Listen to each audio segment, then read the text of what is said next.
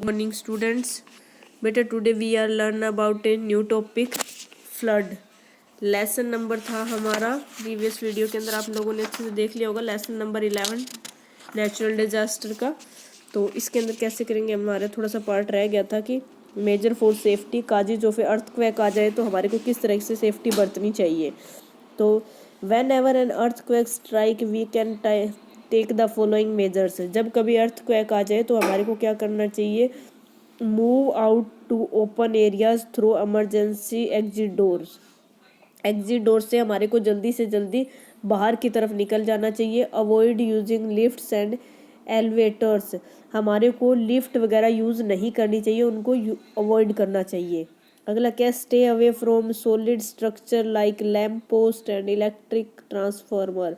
हमारे को इस तरह के स्ट्रक्चर जो काफ़ी हैवी होते हैं, जैसे कि लैम्प पोस्ट हो गए, जैसे कि लाइट वाले हो गए, लाइट जिनसे जल रही होती है, या फिर इलेक्ट्रिक ट्रांसफार्मर जो करंट दे सकते हैं, उनसे दूर रहना चाहिए, दूर हट के खड़े होना चाहिए।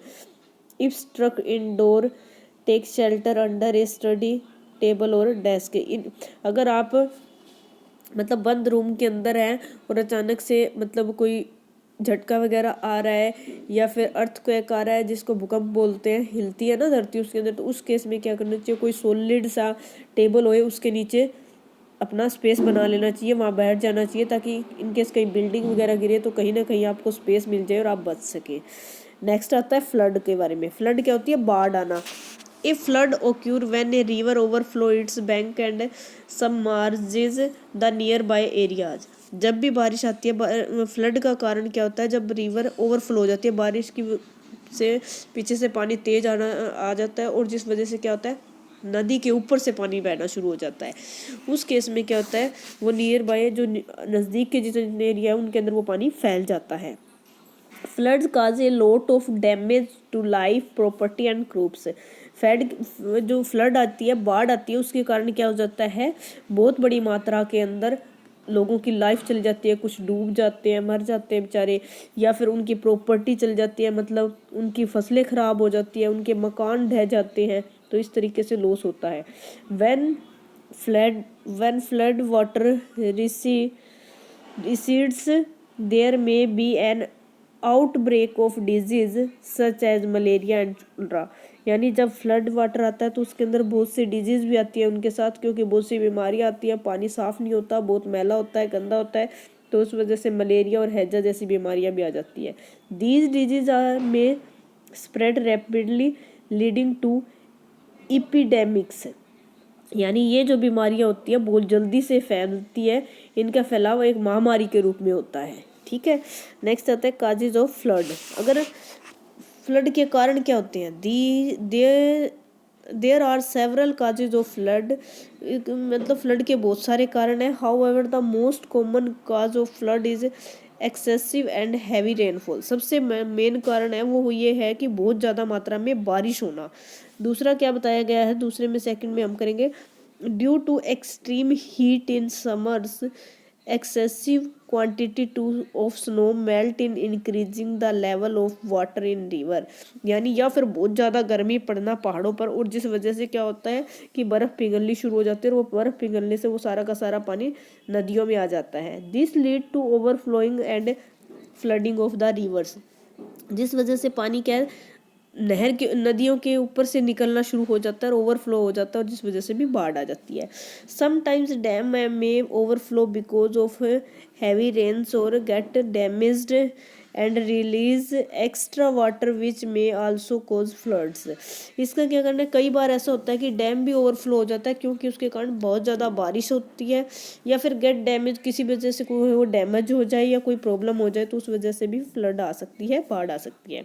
Floods can also be caused by landslides which block the rivers। यानी एक फ्लड आने का कारण यह भी है कि कहीं से मतलब भूमि का कटाव हो जाना, या फिर कहीं रिवर में ब्लॉकेज हो जाना। Other causes of flood are storm tides, cyclones and tsunamis. इनके और भी कारण हो सकते हैं कि कई बार क्या साइक्लोन्स आ जाते हैं या फिर सुनामीज आ जाती है, जिसको बोलते हैं तूफान टाइप में आ जाना, चक्रवात आ जाना, उस वजह से भी क्या है फ्लड आ जाता है। इसके सेफ्टी के कारण कौन कौन से हैं? Measure of safety, we can prepare for flood in the following ways. कई तरीकों से हम इसको प्रिपेयर कर सकते हैं, फ्लड से बचा जा सकता है। Elevate areas should be identified and one should figure out how to reach these areas in case of emergencies. यानी इस तरह का कुछ भी हो जाए और आपको मतलब पता लग जाए कि फ्लड आने वाली है या ऐसा चाहिए, तो उस केस में क्या करना चाहिए? One should figure out how to reach these areas in case of emergency.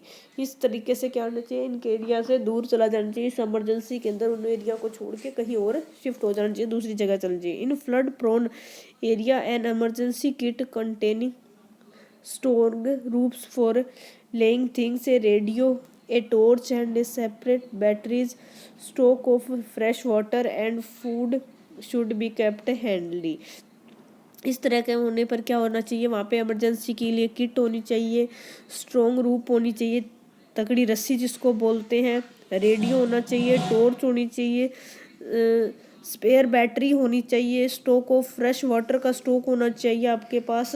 ये चीज़ें आपके पास होनी बहुत ज़रूरी है, क्योंकि ज़िंदा रहने के लिए ये चीज़ें चाहिए होती है, क्योंकि पानी नहीं होएगा तो हम और कोई काम नहीं कर पाएंगे। पानी होगा तो एटलीस्ट हमारे अंदर पानी की कमी नहीं होनी चाहिए। दूसरा, कहीं किसी को इमरजेंसी हो जाए, किसी को चोट चूट लग जाए तो हमारे पास क्या होनी चाहिए? इमरजेंसी किट होनी चाहिए। रेडियो से हमारे को जानकारी मिलती रहती है। टॉर्च से हम अगर अंधेरा होएगा तो पानी में से निकलने की अगर कोशिश करें तो हमारे पास लाइट की रोशनी होनी चाहिए। बैटरी भी एक्स्ट्रा होनी चाहिए आपके पास। ये थे, और कुछ एक जो रह गए बेटा वो नेक्स्ट वीडियो के अंदर हम डिस्कस कर लेंगे। इस लेसन को आपने इतना अच्छे से रीड करना है, ठीक है।